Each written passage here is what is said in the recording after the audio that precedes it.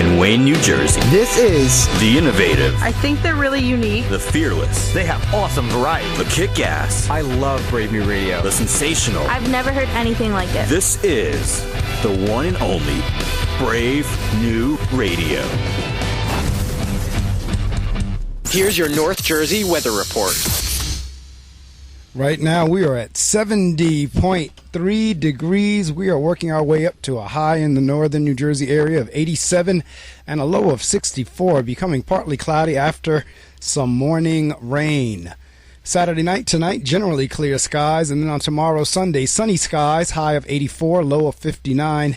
Clear skies on Sunday night, and then on Monday, sunshine, high of 79, low of 59 during the evening. Mostly clear skies on Monday night. And then on Tuesday, expected to be partly cloudy. 76 as a high, 55 as a low.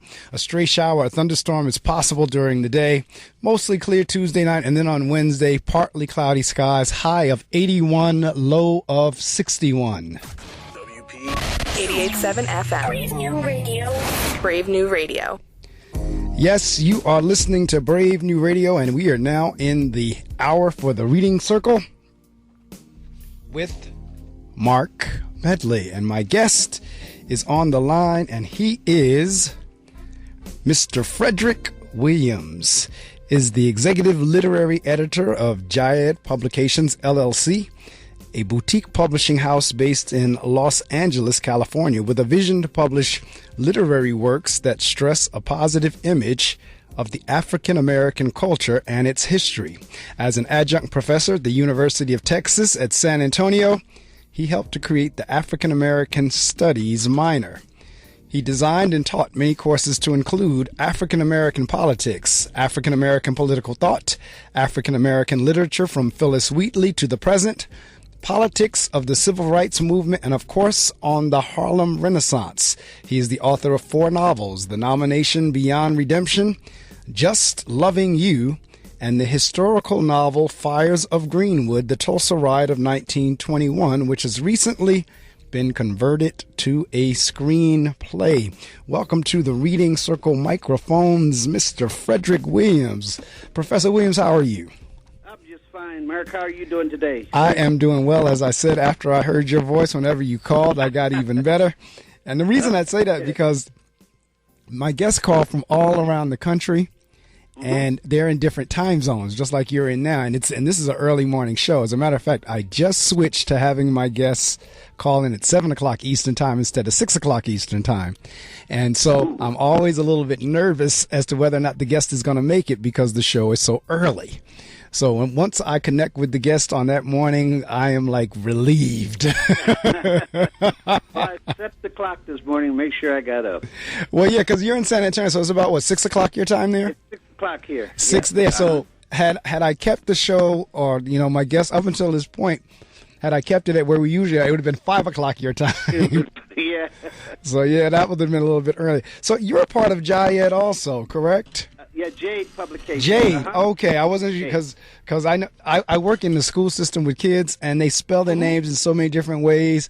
I'm not sure how to pronounce it, so I didn't. Yeah. Sometime when I see the J-A instead of J-A-D-E, and I see J-A-E-D, I'm not sure if it's Jayed or Jade or Jad or Jade. How do they say it? So it is Jayed. It's Jayed Publications. Okay. Yeah. All right. So, listening audience, about a month ago, I guess getting near 2 months now, we had Thelma from Good Times on the show. We had BernNadette Stanis as a part of the show. And BernNadette is with the same publishing house as Mr. Williams. Yes. In fact, she's part owner of the company. Oh, she's part owner. Okay. All right. Good for her. All right. We had a wonderful people are still talking about that interview. Oh, great. They are still, first off, they couldn't believe how down to earth she was. They were like, we can't believe she was that down to earth. Like, yeah, she really was. And, we had the opportunity to talk about her book, and I was stayed in contact with Teresa, and then she called and asked me about having you on the show. I said, sure, by all means. And that's how this came about this morning. So, all right, let's go back. This is interesting for me for a couple of different reasons.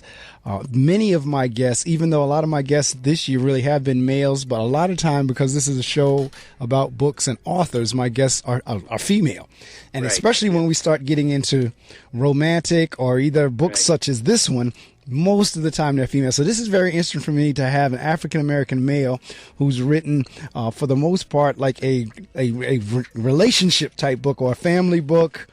Right. Yeah. A novel dealing with relationships. So we're going to have a good time with this. But I tell you what, let's roll the tape all the way back in terms of where did writing and all, where did that come from? Is that something you did whenever you were a child or in high school or college or anywhere? Where did writing come from for you? Well, it's something I've been doing all my life, which is a long life. And in fact, it helped me get through college because of my ability to write. I started writing my first novel back in 1963. Wow. And didn't finish it. I started my second one. I was in the military. And right. I started my second one in 72, and I started as a result of some of the Melvin Van Peebles had made the statement when he made the movie, I think it was Sweet Sweetback. Okay. And he made the statement, black folks won't accept any other kind of movie but that kind of movie. And I was offended by that statement. Right. And so I said, I'm going to do the research and write a historical novel. And I researched Frederick Douglass, Harriet Tubman, and by the way, Solomon Northup, who they finally made a movie of his life a few years ago. And I tied them in as three characters to write about slavery. And I wrote about all three aspects of slavery: the slave trade, the trip down further south as a slave, and the escape. Mark, I just about finished it, and I received a fellowship to go to Indiana University to work on my doctorate. I said, well, I can't pass that up. So I went there and worked on my doctorate, and just when I was finishing it up, I got a political appointment to Washington, D.C. to work on the staff of Senator Birch Bayh from Indiana, a very liberal Democrat. Right. And I worked for Senator Bayh for 3 years, and one of my proudest accomplishments is I was one of the staffers that helped put together the hearing that ultimately led to the passage of the Dr. Martin Luther King holiday legislation. All right now, congratulations and bless Thank you. Yeah, interestingly enough, my guest last week was Dr. King's nephew, Isaac. Oh, okay. Yeah, I can remember working very close with Coretta. In fact, I was called to a meeting down in Senator Kennedy's office, and Coretta Scott King and Congressman Conyers were in there, and they asked Kennedy and Bayh if they would introduce the legislation on the Senate side. Right. And they had both agreed to do it. And so a friend of mine still was the aide to Kennedy, Peter Parham. And so Peter and I, two black guys, we put together the hearing. And it might be the first time in the history of the Senate that two black men actually put together a hearing. Right. Wow. We ended up in legislation. Well, I know I'm going around Robbins Barnes. No, that's okay, because I love the historical perspective, and I want the listening audience to get that as well. Yeah. So after that, the bug was in me. I can tell anyone out there, if that bug to write is in you, you better fulfill it, or it'll drive you crazy all your life. Have you noticed how a lot of writers are in other careers and they end up writing? That's correct. John Grisham's a perfect example. He's a lawyer. He ends up writing. And so I had to get back to my writing. And after kicking around D.C. for a while, my wife and I decided, well, let's get out of this environment, go somewhere else where I can concentrate on my writing. So we picked San Antonio because my parents were here. My father was getting up in age, and he had done so much for me that I wanted to spend some time with him. So we came here. Now, Mark, I thought I'd sit down, take a few months, write this great novel, and it'll be published, and I'll be living in the island somewhere. That's the dream. But guess what? It didn't work out that way. That's right. So I decided, my wife said, hey, don't you think you need to work? I said, okay. So I got with the university here, University of Texas, San Antonio, and also Alamo Community College. And I worked both places and wrote, and that's what slowed down my writing, obviously, because I had a larger responsibility to teach. And a couple of professors at UTSA approached me, Dr. Richard Gambetta. He really was instrumental in to get the African American Studies minor through at the university. Mark, you wouldn't believe. I was shocked. I'd never really lived in the South. I was born in Michigan. Right. And went to California, then went to Indiana University. Washington was the closest I was in the South. Okay. Coming down here, man, was a shock. It was culture shock to me. Because, like, these folks, like they were still in 1940 or 1950 something. So the university didn't want an Afro-American Studies minor. But we fought and got that through, and it was all on my back to teach these courses. And, of course, I'd already done a lot of, I'm one of these guys that came along before they taught Afro-American Studies in the universities. So I was self-taught. And so I did teach a course on Afro-American politics, Afro-American political thought. The interesting thing, Mark, about the Afro-American political thought course, when I did the syllabus, professors there said, Afro-American political thought, what's that? Right. Like we don't think. Right. Yeah. So I taught that. I loved the Harlem Renaissance. And I'm right now, in fact, for the last 4 years, whenever I can get back around to it, I'm researching it because that's going to be, after I finish a novel I'm working on right now, that's going to be my next novel, the Harlem Renaissance. All right. Yeah. So that's how I got into writing. I finished my first novel. It was called The Nomination, which is interesting. It was a black congressman who was going to be nominated to be the first United States Attorney General. Okay. And I wrote that one. Then my second one, which we're going to re-release because I think it's so timely, is called Beyond Redemption. Okay. And this is a novel about some brothers who get together and decide that since the police are not going to clean up our communities, and since we as black men have failed our responsibilities over the years, so that now our communities are like the Wild Wild West. Right. We have to do something. So they hire hitmen to come in and take out drug dealers, the ones they think are beyond redemption. And, of course, the theme there is, can any of us ever decide when someone's beyond redemption? Right. Can we do that? And if we can't do that, then how does...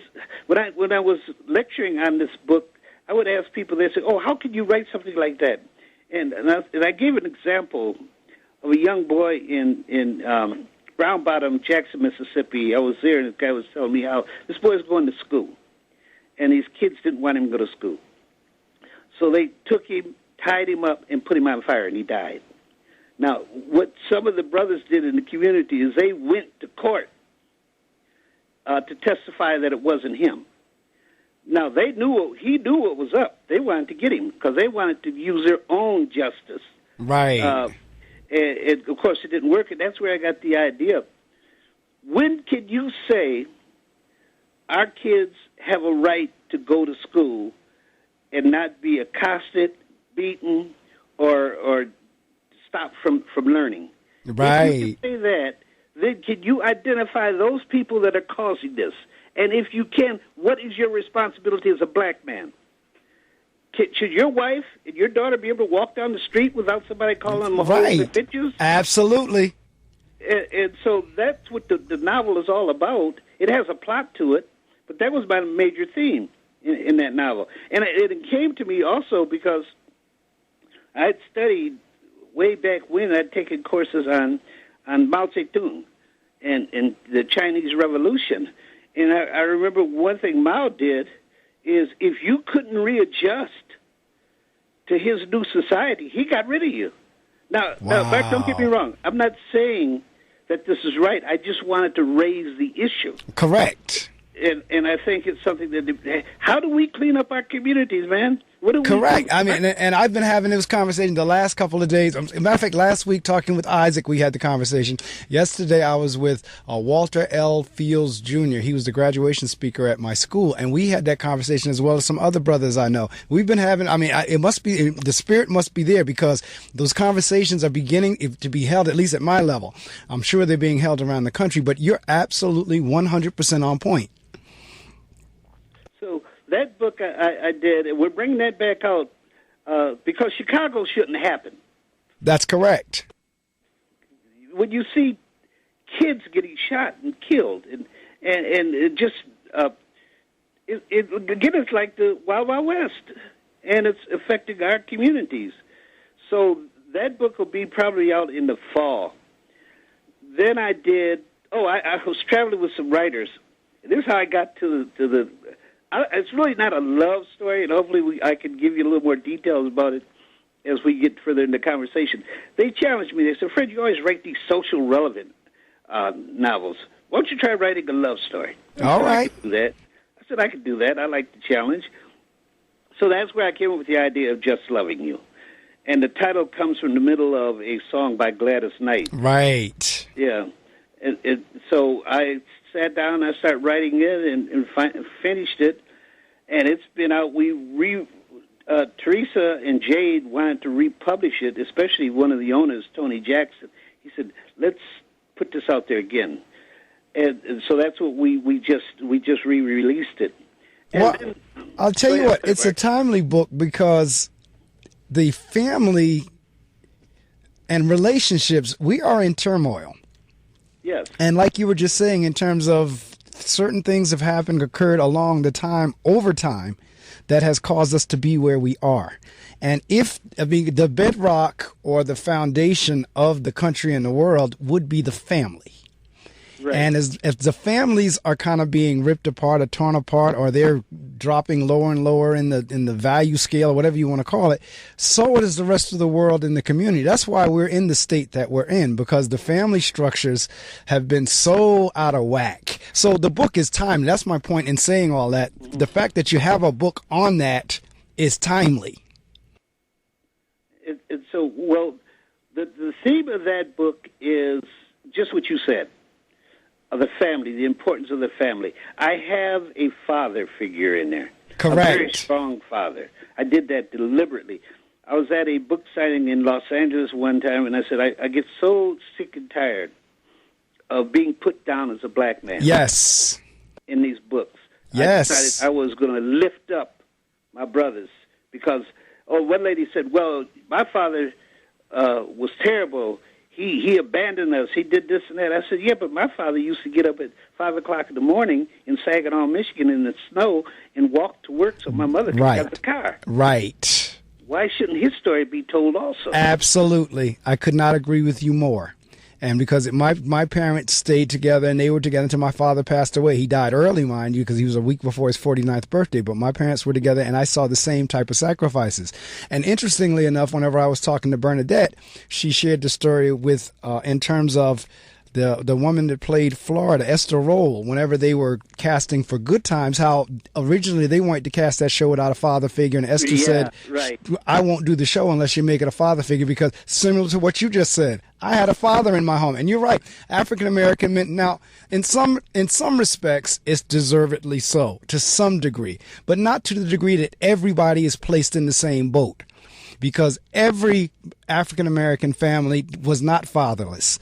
Every African American home was not led by a single mother. Now, there are a lot of them, and it's too bad that the women are placed in those situations, but not every home is like that. So I applaud you for telling the story of the brothers who did do it right.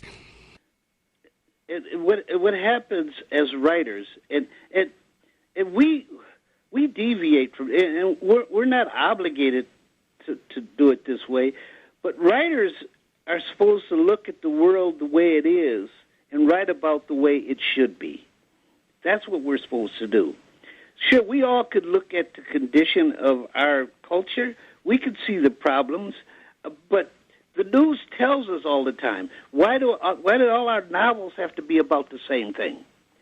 I couldn't agree with you more.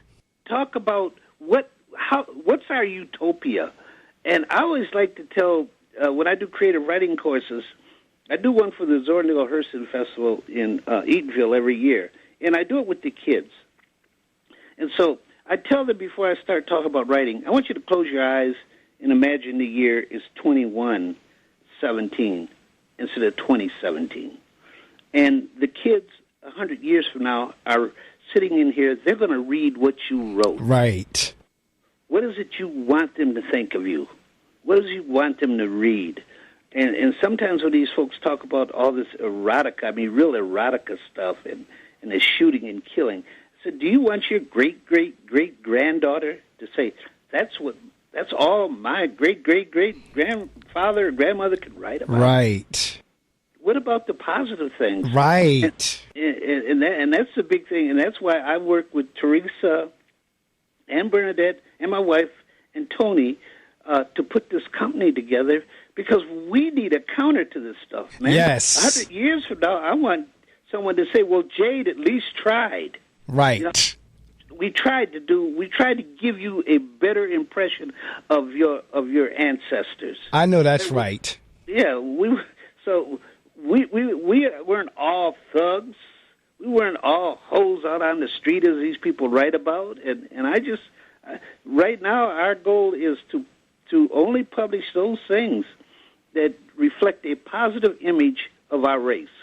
And that's the reason I wrote Fires of Greenwood, the Tulsa Riot in 1921, because I created heroes out of what was a tragedy.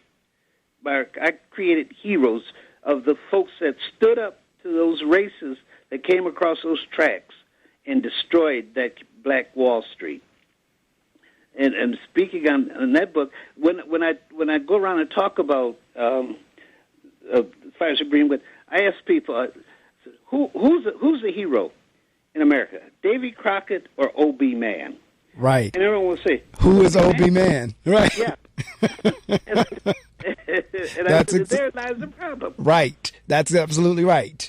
Yeah, because nobody knows who O.B. Mann. This guy stood up against those white folks, and he's the one who went across those tracks and told those folks that wanted to lynch Dick Rowland, you're not going to lynch that boy. Right.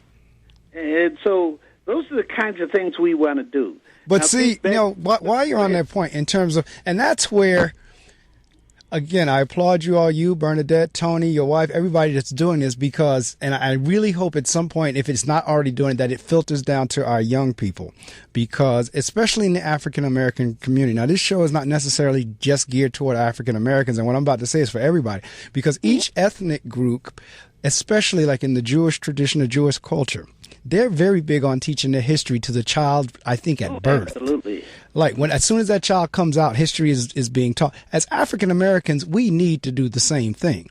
And our children need to understand where we've come from, that our story does not start with slavery. Slavery is a part of the story, but it didn't start there. And they need to understand, as you said, the ancestors, and they need to understand the struggles of this time that we've come through and where we are and why it's so important in terms of some things that we do, we need to stop, and some things that we're not doing, we need to start. And the other piece of that is in terms of knowing the history, like you just said, there is some positive to our history. Everything is not negative. Right. Absolutely, brother. Yes, sir. Absolutely. And we need to accentuate the positive, because we have enough detractors out there who are going to push the negative. That's right. And see, even you said it a couple minutes ago in terms of what the news, see, this is what people need to understand. The news in and of itself, and I'm in the media as well, so I get it, but there's a certain job for the news to do. And the news really is about, like anything else, is about profit and ratings and anything else. The issue is, and it's, unfortunately, negativity sells. Negativity is what draws people to watch. So news has its place. But like you just said, we need organizations and publishing companies and networks that counter that show the positive. There you go. Absolutely. Absolutely. That's fantastic, man. I'm so happy to hear you say that, because that's exactly what we need. Sometimes when I talk to ministers, they don't like to hear it. I'm going to be honest with you. Say, how can you teach a young boy to love his neighbor as he loves himself, and he doesn't even love himself? Right. Bingo. Bingo. So what you guys need to do in your churches is set up, like you mentioned, the Jewish community does. They should have culture classes. We should be balancing each other. That's right. We should have culture classes so that we teach black kids, because we know they're not doing it in the schools, to love who they are. Right. To know some of their heroes. To know W.E.B. Du Bois. Yes. To know Marcus Garvey. Yes. To know Malcolm X. To know all what powerful men they are. And our girls, we have to. Our girls are so torn down. Yes. They think the only thing they have to give is sex. Right. So there it goes. And you've got the predators out there that are taking advantage of that. That's absolutely right. That's absolutely right. Yeah, these girls need to know that it was a beautiful black woman that gave birth to Malcolm X. It was Correct. a beautiful black woman that gave birth to Martin Luther King. You guys carry the race, but we're not getting that message across. You're I right. remember I was teaching a civil rights class at UTSA, and this rapper, Kelly, I think was his name, he did a credit card swipe down the back of a black woman's, Right. And I said, you all should be up in arms. They said, oh, but we love Kelly. I said, you all have been so desensitized. Yes. And see, over the years that you accept that. You accept Frederick, your role that's as being a sex object and yes. nothing else. Therein lies the issue in terms of, matter of fact, whenever you said something about a culture club, I got a chill because you gave me an idea. Now that I'll give you the credit for it. I'm going to take it to my pastor because we're always looking for different things to do in my church. And we've kind of been sort of doing it, but it never formalized. But I think you kind of gave me something to wrap around when you said a culture club, where this is what we talk about is our culture. But what you were just talking about with the rapper, therein lies our issue. Unfortunately, there are too many of us that are so gullible to what the celebrities do or don't do that we think they actually set policy for us. I'm the principal of a school, and I have elementary school grades 2 to 8, and it's a predominantly African American Hispanic school. That's the makeup of my school. Is it's about 50-50. It's close, and I don't allow ripped jeans in my school. And I did a whole piece on a blog that I write about the history of why, if anybody ought not to wear ripped clothing, it ought to be African Americans. Because at the time when we were wearing clothing that was ripped, it was because we had nothing else to wear. It's because we had worked so much that the clothing, it didn't start out ripped. It became ripped from our work. And I said, and at that point, we were either sharecroppers where we got beat, where we were told, okay, we're going to share in this together. And it didn't. They took the crop after all the work. Our clothes wore out. And now you have people that, because of what they see on TV and the rappers and this and that literally walk into a store and purchase something that's already damaged. Isn't that amazing? And somebody else that doesn't look like us is making money off of that. Probably some designer who don't look like me or you is making some big money off something that when we were wearing that, it was because we had to. And somebody I was talking to about it brought up a good point. They said, but Mr. Medley, even when our clothes got like that, we had pride enough to patch them. I said, I didn't even think about that. Right. Like, so even when our clothes did get ripped and torn like that, we had enough pride that we would take something to make a patch. Absolutely. And yet we're willing, just like you just said, we're willing to accept a rapper sliding a credit card down a woman's female part. We're willing to go there because we like the rapper. Yeah. Isn't that amazing? It is. And it's sad. I got to give Spelman, the ladies at Spelman, I will give them the credit that they picketed when he came there. They didn't want him on the campus. But we have to get all our young girls to feel that way, to take pride in who they are. And we have on the one hand, our girls feel desensitized because they have never been the symbol of beauty in this country. Correct. It's just a fact. The symbol of beauty has always been a white woman. Correct. And then also, our brothers are desensitized because they've never been the symbol of anything else but a thug. That's correct. And so that's a collision course. And we are on that collision course, I believe, big time, unless we find ways to start to turn this around. Culture does not have to survive. The sustainability of your culture is your people believe in it. They believe in who they are. They believe in their race. That's a good point. So that's the kind of battles that I believe we're fighting, and that's what Jade is trying to take on.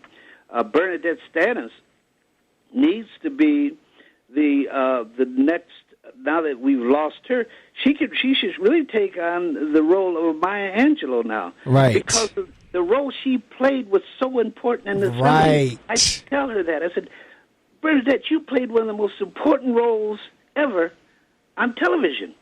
Would you projected the image of a beautiful black girl who has morals, right, was smart, and was dedicated, even though she came from a poor family. That's correct. And I didn't realize until I met her through Teresa and during the interview, I did not realize her character was the first African-American teen on a worldwide show like that. I didn't realize that. And I grew up watching the show, but I did not realize she was the first African-American female that played that teenage role. And you are so right once again when you just said culture can die. And this is why the education piece is so important. It can, especially whenever you fall prey to anything that comes down the pike. Absolutely, yeah. And we're if you take the body, if your body if you have cancer in your arms, cancer in your stomach, cancer in your heart, your legs, your brain, you're going to die. Right. So I like to compare the body to the institutions that make up a culture. Our schools are pathological right, to a certain degree. Yes, they are, and I'm in one. Our families are pathological. Yes. Our peer groups are pathological. And to a certain extent, our churches are pathological. Correct. But if everything is pathological in our institutions, our culture is going to die. It is. And you know what? When we have conversations like this, and even some in the listening audience right now, even the listening audience, they're kind of tuned into what I'm talking about. But for some to listen to this conversation, was like, you all think too deep. And I'll give you an example. Years ago, and to this day, it's still a bone of my contention. Years ago, Halle Berry, and you'll remember this, Halle Berry and Denzel Washington, they won that Oscar award. Yeah. And exactly, that's where I'm going with it. Everybody made this big deal. Oh, finally African Americans won the I said, but you need to look a little bit beyond that. You need to see what they won it for, because both of those actors and actresses, Denzel and Halle, had played just as strong, if not stronger, roles prior to the roles they won for. Denzel, fantastic actor. Halle, fantastic actress. They had played, Dorothy Dandridge. You had the one in Glory. You had him playing Malcolm X. You had all these, absolutely. Right. You had all these movies and characters they played that they did not win awards for. But now you get Denzel that plays a rogue cop, a thug cop. In Training Day. That's what he. Brother. Thank you. Right. That's what. And Halle, she won, if you remember, for stripping butt naked in Monsters Ball. Yeah. Okay. Absolutely. So, but when you had this conversation with people, like, oh well, you think too deep. No, we don't. Exactly what you said. That's the killing of our culture, and some of that is by design. I think it's all by design. I believe it is. Well, see, I didn't want to say that, but I'm gonna go there with you. It is. It's by design. Yeah. It is. Check this out. The perception of the black woman has always been negative. The hot mama, right, the prostitute, and everything. In fact, in Alabama in 1920, a white man was brought to trial for allegedly raping a black woman. The judge says, no, it couldn't be rape because we know all them women want white men. Right. So now, along comes Michelle Obama, man. Michelle Obama blows that whole concept right out of the water. Blows it out. But check out what they do. Check out, and I don't need to discuss the folks in detail. But what do? They give a scandal. Right. Did they give? That's absolutely right. That's absolutely right. That's why I've never watched an episode of either show. Yeah, because now that's going to last longer than Michelle Obama. That's correct. So that was deliberate. And people tell me I wasn't. Yes, it is. These folks, they deliberately did that because she changed the perception of the black woman, and they had to bring it back to what they want it to be. That's why I've never watched an episode of either one of those shows. And I like Kerry Washington, and I like the brother that plays in Empire and Shanaj and all of them. But I will not watch those shows because of exactly what you said. That was done by design. And if it was the other way around, because if in Scandal, I haven't watched it, but I do know the premise. You have an African-American woman who's having an affair with a Caucasian president. Right. A kept woman. And these sisters were saying, black women were saying, oh, I got to get her home and watch Scandal. She's got power. Well, I worked in Washington, D.C. for years. Right. Believe me, a kept woman doesn't have power. That's correct. The person who had power in Scandal was the white wife. Right. You know? No, it's right. Now, if you've just joined us in the listening audience, my guest this morning is Frederick Williams. We're having a spirited conversation, as you can see. He's the author of multiple books, but the one that I have in my hand is called Just Loving You. And it all connects because Frederick said it earlier, and I need to share some information with you. I'm going to take a short break, give Frederick a chance to catch his breath, and me as well, and give you a chance to learn some information that I'm going to share with you. But the Just Loving You, Frederick, I'm a wordsmith as well. I taught language arts whenever I was teaching. I teach public speaking at the college level. And so I love words. And your title means more than just what might meet the eye. And you did say it whenever you were talking about the young men not knowing how to love themselves. Just Loving You is yes, it's me loving somebody else, but it's also about loving myself. Absolutely. And so it's a double entendre there. Is Just Loving You is okay, yes, the relationship, male, female, or significant other or whatever. But then you have this whole notion of you got to love yourself. And if you don't know how to love yourself, to be honest with you, you really can't love anybody else. There you go, brother. Absolutely. You can't. It's impossible because you don't know how to love yourself. How you going to love someone else? That's correct. So I tell you what, Frederick, we're going to take a short rest for a couple of seconds. Yes, I'm sir. going to share some information with the listening audience. And then we're going to continue on with this very spirited and needed conversation. Listening audience, one of the objectives of the show is not just for it to be entertainment, but for it to be informational. And this, over the 16 years, I have prided myself on bringing people to this microphone that'll help us to think, that will open up some thought. And like I said, you put an ideal in my head when you said that culture club. I'm going to go push that. Matter of fact, I'm going to be talking about that this morning whenever I leave here. Okay, definitely.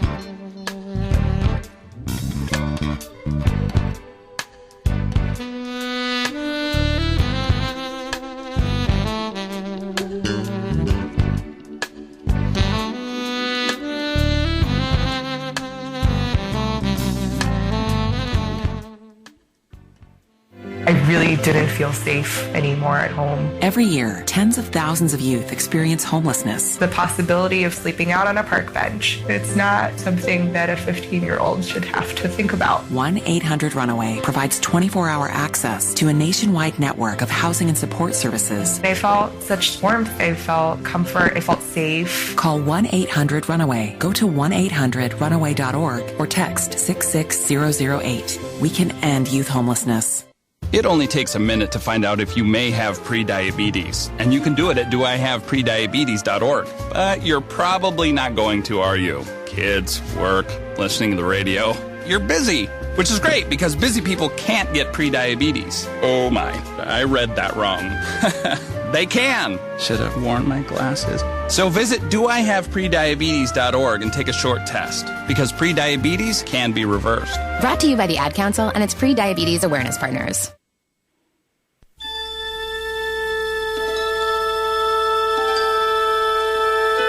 Music, the vinyl frontier.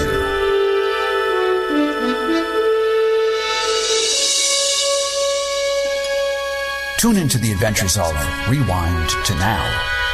Its weekly mission: to explore time-honored music, to seek out lesser-known bands and forgotten tunes, to boldly go where the music is the star of the show. How you doing, G-Man checking in? Set your radio, computer, and tricorder to the one program that enables you to experience the future of the past through the music. We interface Sundays at 9 a.m. Prepare to be transported to a world where the music is fascinating. Set your coordinates to Rewind to Now. It's the logical thing to do. No bones about it. Want to expand your horizons? Want to broaden your mind? Well, listen to the only show of its kind. Listen to The Reading Circle. We bring you what's going on in the world of reading, in the world of books. Sometimes the book may be from 20, 30 years ago, because the thing about books, they are timeless, particularly if there's a good message. And then there are times when we do books that are hot off the press, that were just released. Listen to The Reading Circle every Saturday morning from 6 a.m. The Reading Circle with your host, Marc Medley. Only on WP 88.7 FM. The Reading Circle on WP 88.7 FM.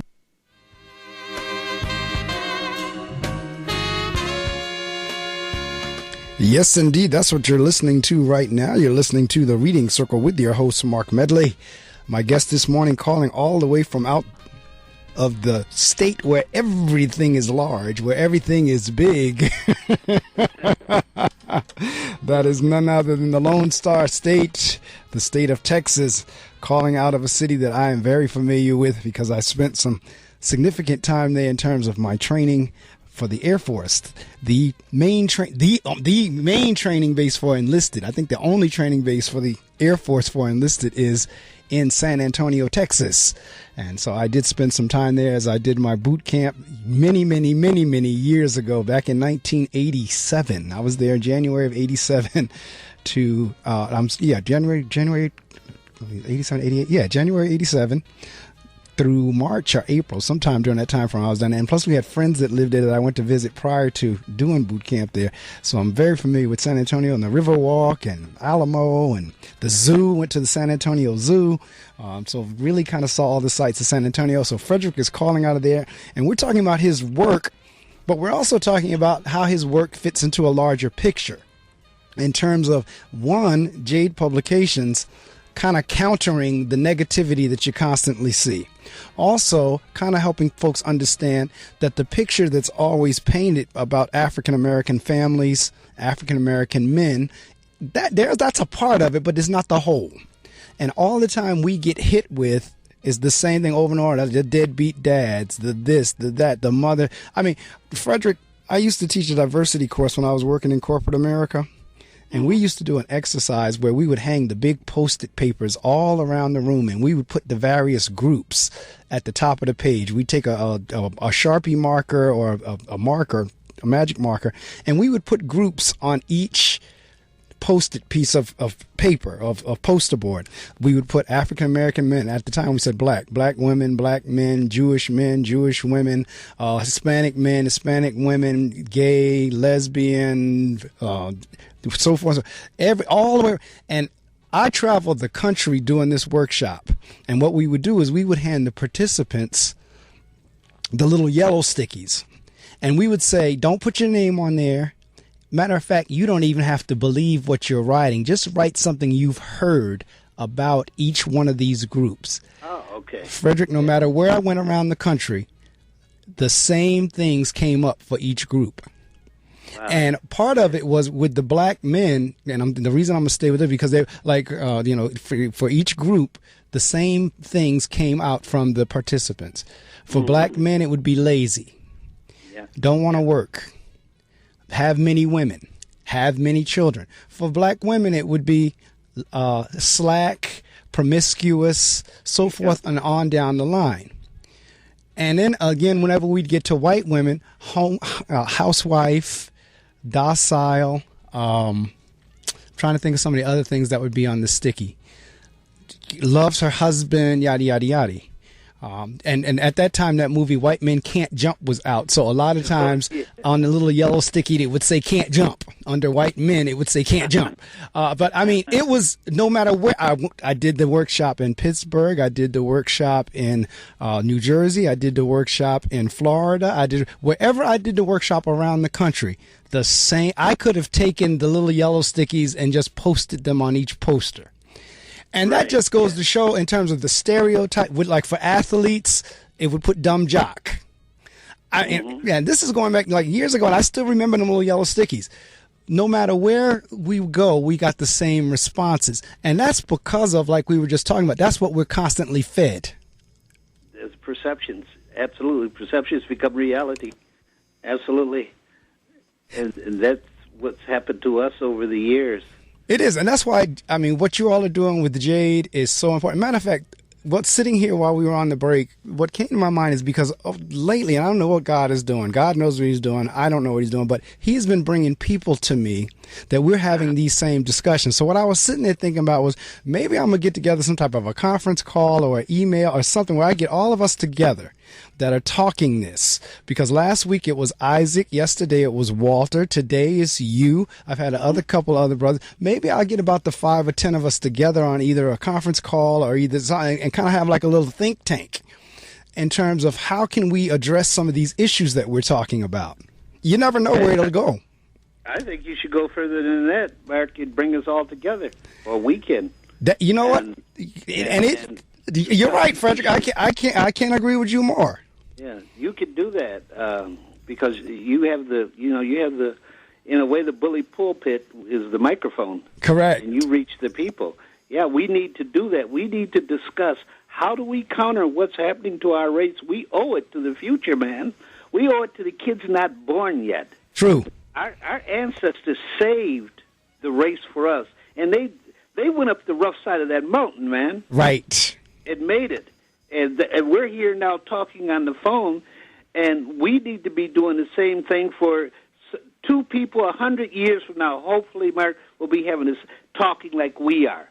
And, it's interesting, like you just said, these folks went up the rough side of the mountain, and now we don't even have an anthill and ain't doing nothing with that. Right, absolutely. Yes, definitely. So we really do, and we men need to step up to the plate and let this world know, hey, we're not what you say we are.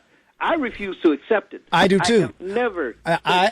Oh my God, I'm with you so much. And people can call it what they want. They can call it arrogance. They can call it proud black man. They can call it whatever they want to call it. But the truth of the matter is, I'm like you. I don't accept it from home. I don't accept it from my wife. I don't accept it from the outer world. I don't accept it from. No, you're not going to debase or degrade me. In terms of that, especially based on perception or this, that, or the other. And it is prevalent. Like I said, maybe that's why these discussions are really got my antennas up, since I'm having them, and I'm having them not just with the run-of-the-mill brother on the street. I'm having them with some powerful brothers, some people that have access. That's what I'm saying. When I got you, Isaac, Walter, me, some other people that I know, I mean, we probably could put together a pretty good little consortium. Absolutely. Can I throw something out here to you? I'd like to, if we get a chance, maybe we can talk a little more about Just Loving You. But here, to me, here's the deal, Mike. They defined the colors. Right. They defined black. Right. Centuries ago. And we accepted that definition. Right. Everything negative. Correct. We don't have to accept their definition. We have a right to define what black is. Right. And we haven't done that. And we need to do that, and we need to get that out to our kids. I did an anthology, and I'm working on another one, all built around the word black. The first anthology is called Black is the Color of Strength. Right. It's a series of essays. Now I'm working on another one. It's called Black is the Color of Love. It's going to be short stories. It'll be coming out hopefully in the fall. Then I'm going to do one, Black is the Color of Spirituality. Right. And I want to get some ministers together and write about the spiritual nature. As Du Bois said, we are the most spiritually oriented people in civilization. That's correct. One of our roles. That's correct. Spirituality. So we need to redefine black. And I do that whenever I'm writing. What's on my mind is the redefinition of black. I'm telling the world out there, you do not define me by your definition of black. That's absolutely right. And I tell you, because I mean, and a lot of this things is once you know better, we need to do better. And in terms of what you were just talking about, there's certain phrases I eliminated from my vocabulary. Like people would say, it fell into the black hole. I don't say that. I don't say that to anybody. There you go. Yeah. Now there's one area. And I don't think people realize this, but there is one area where black is definitely positive, and that's when you start talking finances. People don't realize, like, whenever they say, if you're in your finances, you go into the red, that means you're losing. If you go into the black, that means you're making a profit. That's why Black Friday is called Black Friday. But a lot of people don't realize that, but that's one of the only areas you're right. But everything else with the black sheep of the family. On down the line, when you start putting black in front of it, it usually connotates negativity. Negativity, yeah. the bad guys wear the black hats. Right. The good guys wear the white hats. Right. Now, you take some young kids who are just getting started in life, and they're black, and they hear that, well, all the bad guys wear the black hats. Well, I guess I might be a bad guy. Right. And you already start to define them. Another thing that we as black men should try to do away with is the whole idea of master-slave. Right. Kids grow up thinking that their ancestors were the slaves and the whites were the masters. Well, they weren't masters, they were oppressors. Right. They oppressed our people. And that changes the whole definition. Master is Jesus. Master is God. Right. And we buy into that idea, and it starts at an early age. So already you start to put a negative connotation on being black. And we need it, and we have to find a way to start to change these things. No, you're absolutely. And conversations like this, and once we, folks begin to meet and start putting some things in action, it's about. That's why that culture club thing, man, leaped out at me, and it really is about being intentional about teaching the children.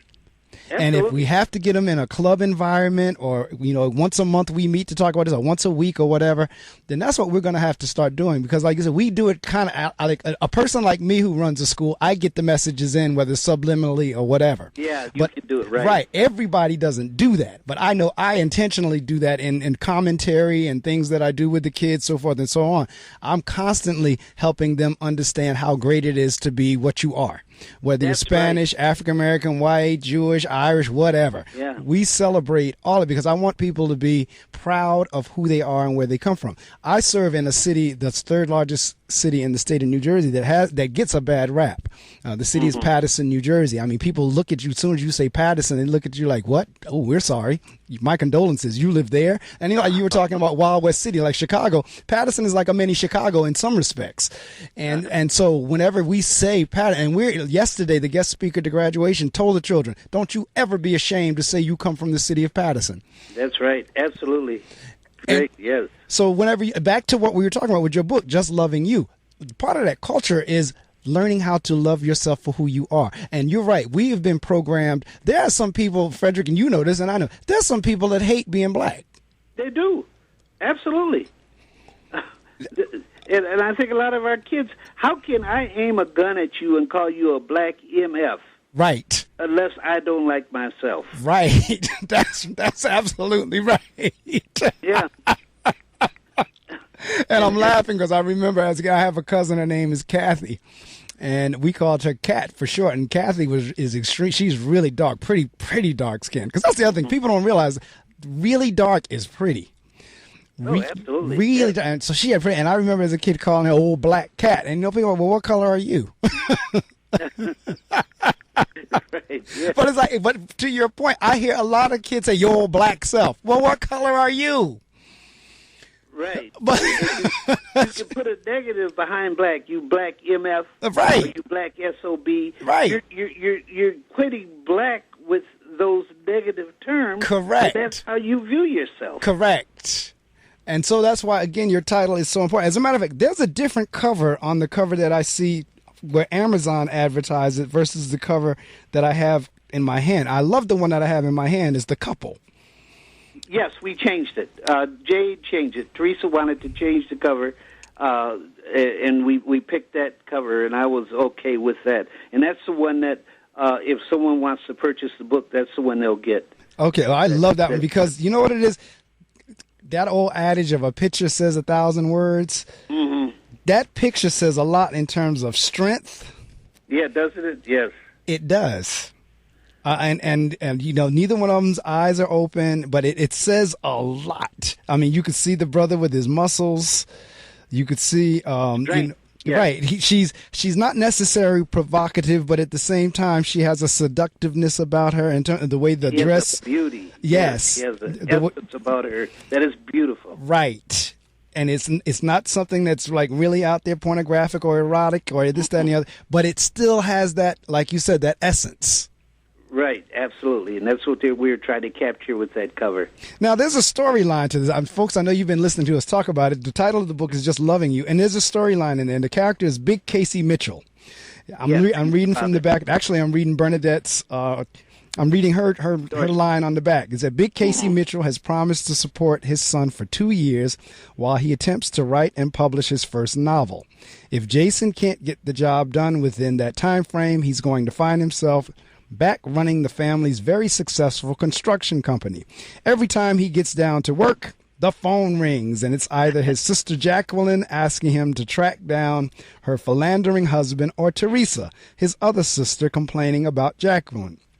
In the middle of writing a virtual scene in the novel, Jason's brother Cedric, his most colorful sibling, shows up at the front door with his Italian male lover.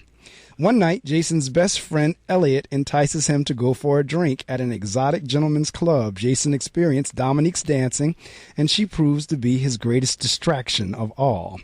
Frederick Williams, the author of his fourth novel, Just Loving You, explores relationships and the very nature of love. It is a must-read for those who enjoy a good story that is entertaining, all right, educational, all right now, and empowering in its message. And that was written by BernNadette Stanis, Thelma from Good Times. So let's. I don't want you to give it away because I want folks to get the book, but kind of give us the gist.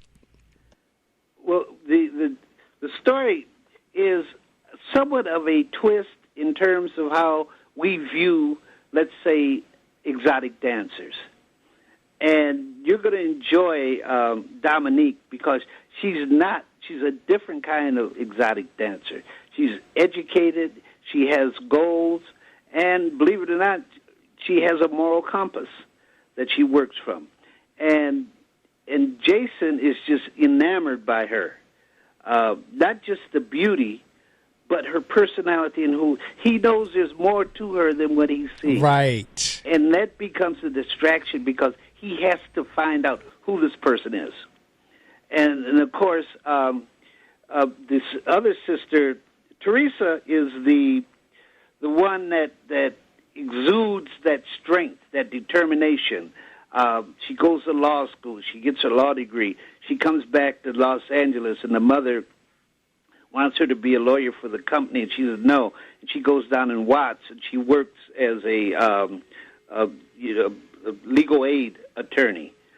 Cedric is rebelling against his father because he could never live up to the image of what the father had to him. And he always felt like he was in the behind Jason. Right.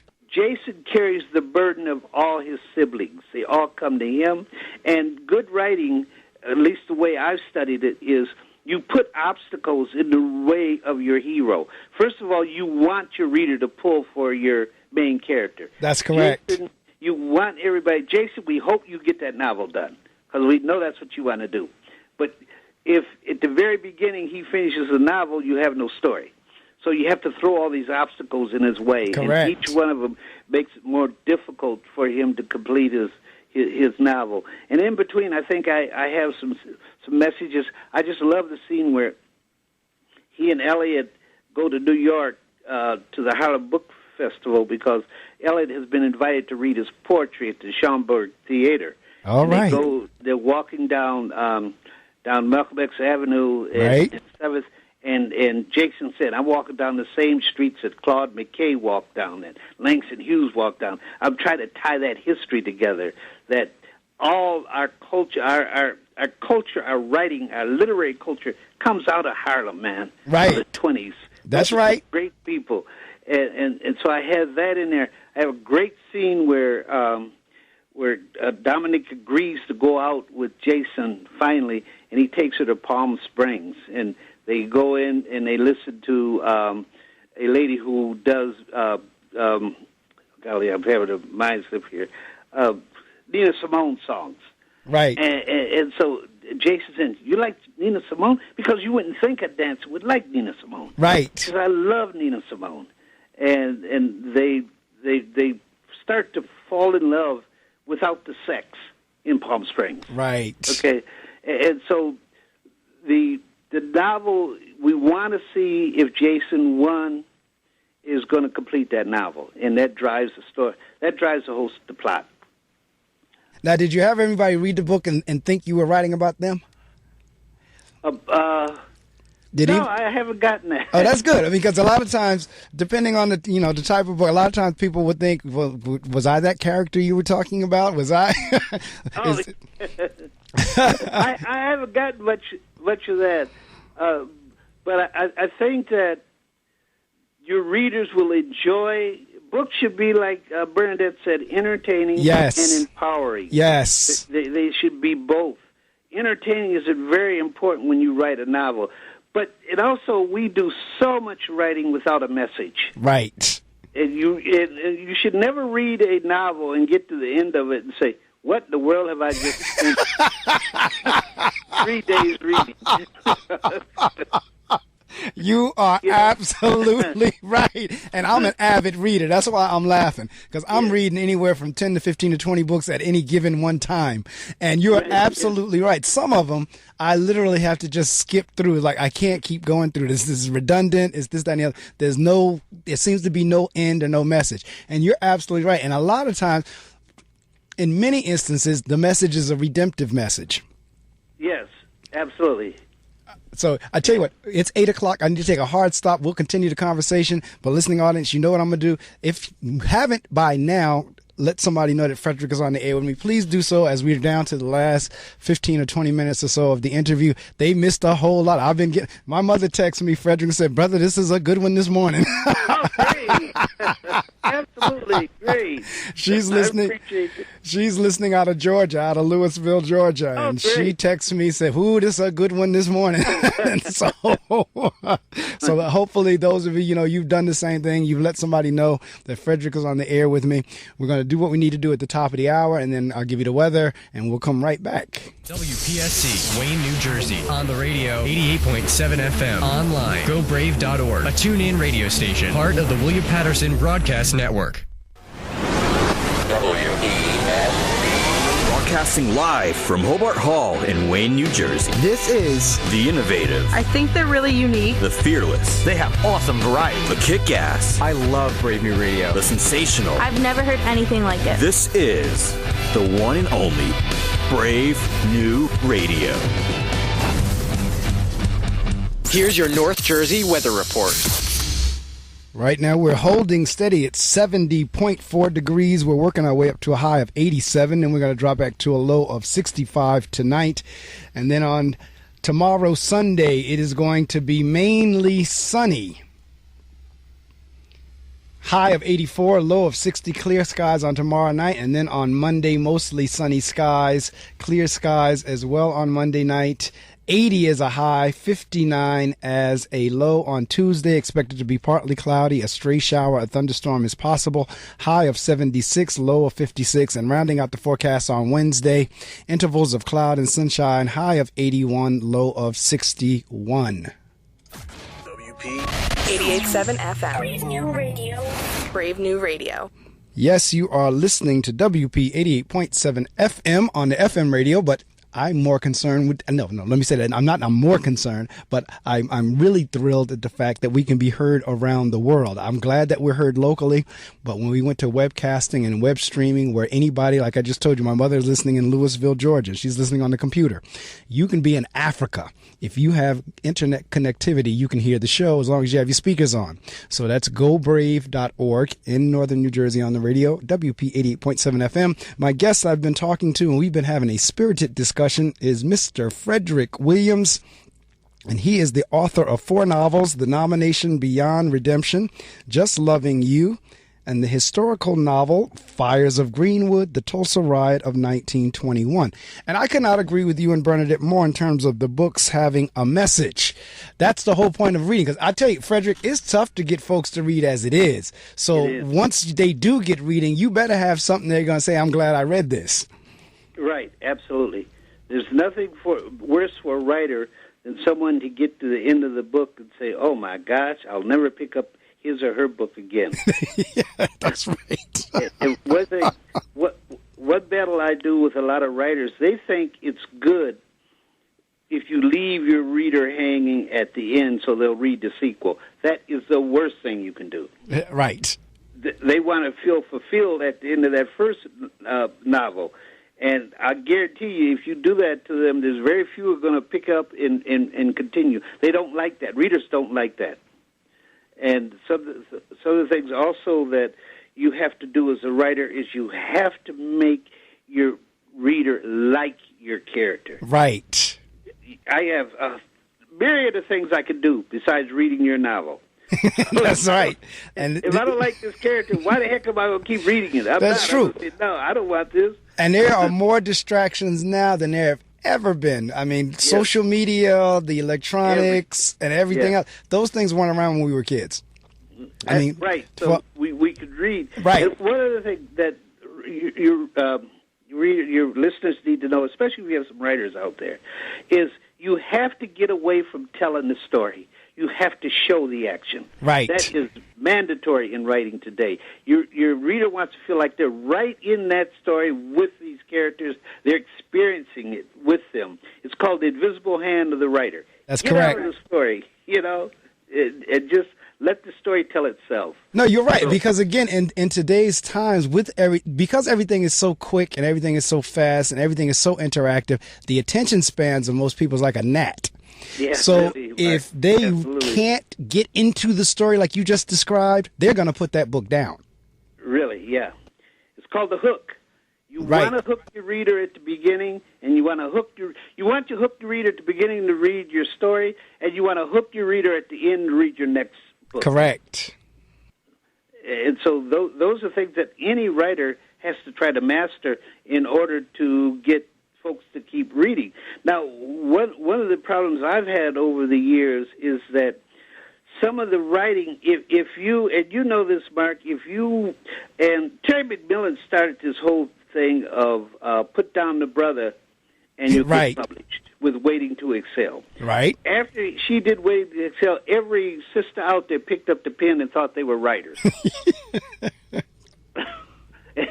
And there were some publishing companies, I won't say them on the air, but they would publish your work if you put down the brother. Right. The dog brother. Right.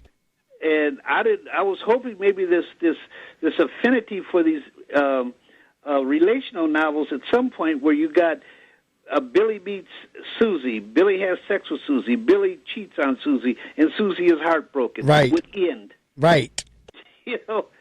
Let's get to something a little more meaningful. We all have relationships. We all have relationship problems. We all go through that. But isn't there a bigger issue out there, Mark, than just my personal relationship? Right. That goes to the entire culture and the race. That's one of the things that more of us as writers, I think, need to address. I couldn't agree with you more because you know what? This is what, as I just heard you, because I learned as much from my guests as what I hope my guests learn from me and the listeners and so forth and so on. But this constant perpetuation of what you just described, Billy does this, Billy does it, is driving a lot of these women to view their men in that lens. In other words, even when Billy's not doing that, in the woman's mind, she think he is. Right, yeah. And it's so it's driving like the perpetuation. And I'm not saying these things don't happen because they do, like we said earlier, but there is a bigger picture. And no one can make me believe that good times don't override the rough spots. Like you just said, in terms of every relationship goes through its rough spots, this, that, and that. But to just throw the relationship in because of one rough patch, that's unrealistic. And they love to publish that stuff. Yes. I have never sent one of my novels to a major publishing company because I know what they want to do. They want to take control and put that book out the way they want to do it. I've always tried to do it myself. I haven't been as successful as I'd like to be because I'm competing with an industry that is totally dominated by the other race. They've always dominated it, and they don't want to give it up because you know what, Mark? They realize how important perceptions are. That's correct. And so they will take and give, even in novels and writing, like what these folks do in these movies. Correct. You know, Monster Ball. And can you imagine, here you have a black cop who's evil, bad, and you have a white cop who's angelic. Right. That's I told you when I go down that road on training day, people, oh, you look too deep. It's just a movie. Oh no, it's way more than a movie. There was a lot of subliminal messages going on there. Absolutely. The first movie done by Tyler Perry, Diary of the Mad Black Woman. Yes, correct. Now, what he did is he took a brother, a big dark-skinned brother, right, and made him evil. Right. And now, who's the angelic brother in that movie? The light-skinned brother. Right. He's willing to do everything. Then in the next one, same thing in My Dear's Family Reunion. Correct. I mean, same thing, dark-skinned brother, light-skinned brother. Correct. And you get into that color thing. Correct. You know, I'm not saying he did it deliberately, but it's there. But whether it's he there. okay, let's on face value say that he didn't, but subconsciously it came through. It came through, yeah. So I mean, whether he did it deliberately or not, there's something in the subconscious that drove those ideas. Right, yeah. And so you got the young dark-skinned brother seeing that movie, and the perception he has of himself is to be beating on women. Right. To be terrible. Right. Then you have the light-skinned brother who sees the perception of himself is angelic. Right. And so, you know, it shows all the time. I mean, you can see My Dear's Family Reunion on television all the time. Correct. And so it's there. And so what are we doing? It's called the gatekeepers. We have some gatekeepers out there that have been accepted by the larger industry, and they block the way for the rest of us. We can't break through. We can't get to our folks. Right. And so when someone wants to invite a writer, they look at the ones that come out of a Random House or Simon & Schuster to be their speakers. Right. But this may not be your best writers. Correct. They may not have the best message for our race because it's not in the best interest of Random House and Simon & Schuster to tell the real story about who we are. Correct. And bottom line, they don't care. That's true. How they're going to make the dollar. Because that's right. One of the things I'm always trying, and I get it, we're a capitalist society. I know that. But for the most part, we continuously put profit over people. And you're right. So if anybody is naive enough to believe that any company is going to put people over profit, it's not happening. So as you just said, in this country. Right. So as you just said, the publishing houses don't necessarily are going to put something out there in your best interest. They're not going to put something out there to educate you. They're going to put something out there they think that may capture you, like that hook that you just said, to get that dollar. Absolutely, get that dollar. And I used to tell my students, they get irate with me. I did it as someone to stimulate their thinking. Right. I tell them, of all the people who should be opposed to capitalism, it should be black people. Yes. Because look what it did to our ancestors. Yes. You know, the maximum profit is capitalism. Maximum profit came by putting people in slavery. Yes. Then after slavery, they made us sharecroppers. Yes. That's what I was saying. That's going back to my discussion with you about the ripped jeans. It's the same type deal. It's like we sit there and buy into the very thing that oppressed us. Yeah, absolutely. We do. All the way to the fact that we are the only people, I believe, that have wanted to look like their oppressor. Right. You know. No, you're right. I mean, it is. We want to lighten our skin. Right. We want to get straight hair. We want to do all these things, and that's the last thing we should want as black people. Right. We should try to find our own identification. Absolutely. To do that. I mean, that's why, again, because I work with kids and young people all the time, so I'm kind of connected to what they do. But that's where, I mean, I know everybody always say the N-word. I'm not scared to say the N-word. For African Americans to be running around here talking about my nigger is ridiculous. Isn't it? I don't care how you spell it. I don't care if it's Nigga. I don't care if it's Nigger. I don't care if it's Niggah. It's not cute. I don't care how it's spelled. And these silly definitions, because people have told me, well, you know what it is? We wanted to take the word back from them so that we can own it. Oh, so you want to own a word that was used to debase you, that was used to define you as less than a human. Yeah. And you're trying to justify that with me. Yeah, and that's what Ice Cube did Recently, I think when Bill Maher used the word, he went on Bill Maher's show and said, well, you can't say it, we can because we own it. And I put on my Facebook, I don't want to own that word. Right. Right. And to see, this is the kind of silliness that goes on. It's like, what do you mean? I mean, I know that's exact. I'm telling you, I've heard folks tell me the same thing. Because, see, this is my thing. Then that's a double standard. And I have heard Spanish people as well as some Caucasian people talking about my nigga. But you know what? I can't blame them. What do you want them to do when they hear you calling yourself that? Yeah, absolutely. And why would you want to perpetuate the use of that word when it has been such a tragic experience for our people? Yes. One of the last words our ancestors heard before they were lynched and killed was nigger. That's right. That's absolutely right. And that's why I was like, boy, I put on my Facebook post the other day, I said, these young men don't realize how silly and stupid they sound running around here talking about my nigga. Yeah. They really don't. I mean, when I cringe when I hear it, and I hear it too often because that's the conversation. My nigga, yo, my nigga, what's up? Yo, my nigga, that's my nigga over there. I mean, I said, they really don't know how stupid they sound. And that's a word that was used at a time when we were considered 3/5 of a human. When we were not even in the Constitution. You're talking about 3/5 of it. We weren't even considered a human being. When that word was being used, when folks were calling you that, they were letting you know, in my eyes, you're less than a dog.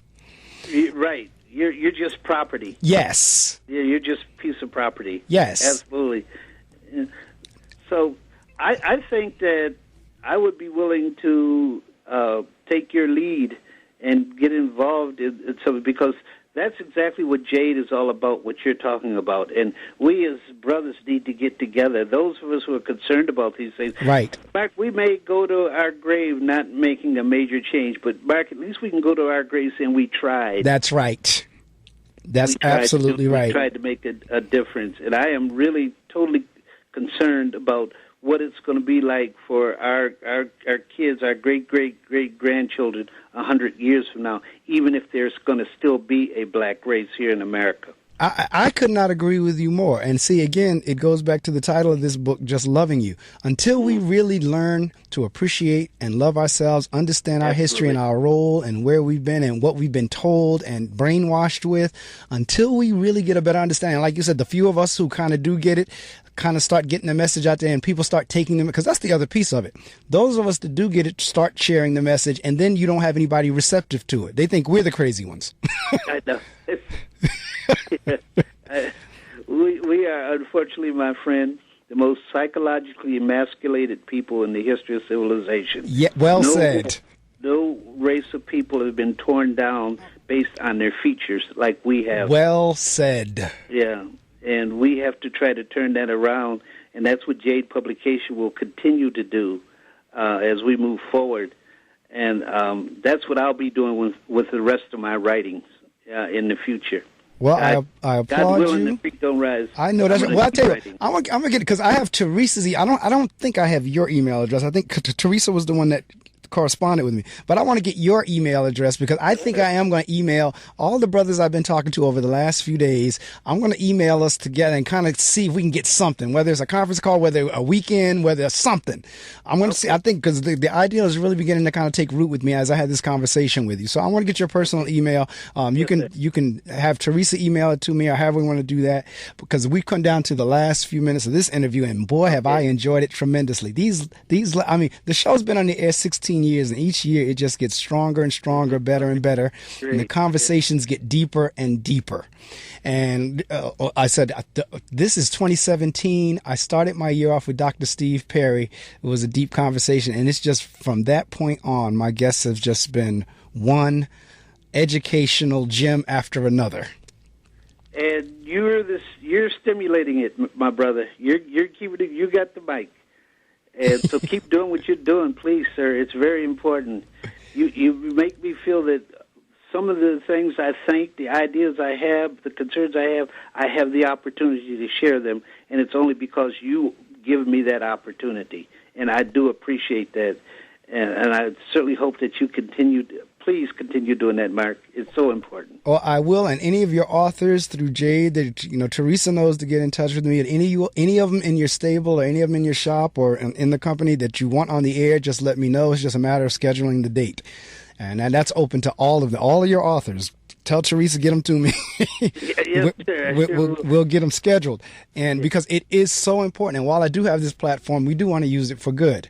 So we have come down to the last few minutes. This is your opportunity to promote any of your work anywhere you're going to be, book signings, Jade, anything. The only thing you can't say, the only thing you're prohibited from saying on the air because it is radio is a dollar amount. In other words, folks can take care of the dollar amount once they get in touch with you. But in terms of folks getting in touch with you, this is your opportunity to promote. I'm going to turn the mic off, and the mic is yours. Thank you. Yes. Well, you can get my book on Amazon. You can get Just Loving You on Amazon. If you would like an autographed copy, you can contact me at fredwilliams@satx.rr.com. That's Fred Williams at S is in Sam, A is in Apple, T is in Tom, X is in X-ray, .rr.com, or you can contact jadepublications.com, and I'll send you an autographed copy. All right. Well, Frederick, I thank you so much for rising early with me this morning. I do tape the shows, and I will be getting a link out to you that you can do what I do. Two things. One, I send you the MP3 link. The other thing is I archive my shows on YouTube. So it's not a video, but it's pictures of us, and they can hear exactly what we said this morning on my YouTube channel. Oh, great. So the message is not only like now, the message can be heard over and over again. So I'll ship everything out to you, and I am going to be in touch with you when I get everybody together. Because like I said, the idea is really resonating with me now. I've had the conversation enough now that I think we got enough people around the country that we can actually, because Isaac is in the Atlanta area, you're in Texas, I'm here in New Jersey, Dr. Perry's in New Jersey, there's some other guys out here, and we'll start small, and if we can get a meeting place where we could fly out at some point and just kind of hang out and think some things through, then, maybe we can make that happen as well. Let's do it, sir. And as soon as Beyond Redemption is ready, I'll make sure Teresa sends you a copy. Okay. Okay. Thank you, sir. Thank you. Have a wonderfully blessed day and the rest of the week. Thank you. All right. Hopefully talk with you soon. Will do. Okay. Take care now.